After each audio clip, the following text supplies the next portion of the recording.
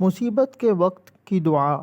نبی کریم صلی اللہ علیہ وآلہ وسلم نے فرمایا، اگر کسی بندے کو کوئی تکلیف یا صدمہ پہنچا اور وہ یہ الفاظ کہے تو اللہ تعالیٰ اسے ضرور اس کا نعم و بدل عطا فرما دیتے ہیں۔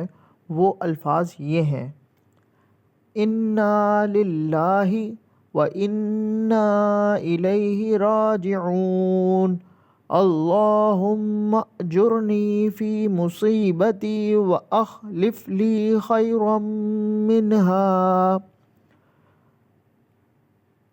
ترجمہ: یقیناً ہم اللہ ہی کی ملکیت ہیں اور اسی کی طرف لوٹ کر جانے والے ہیں۔ اے اللہ، میرے اس صدمے یا تکلیف کا اجر دے اور بدلے میں مجھے اس سے زیادہ بہتر دے۔ حوالہ صحیح مسلم، حدیث 2166۔ اللہ تعالیٰ ہمیں بھی ان دعاؤں کا اہتمام کرنے کی توفیق عطا فرمائے۔ مزید ایسی دینی معلومات حاصل کرنے کے لیے چینل کو سبسکرائب، لائک، شیئر ضرور کیجیے۔ جزاک اللہ خیرا۔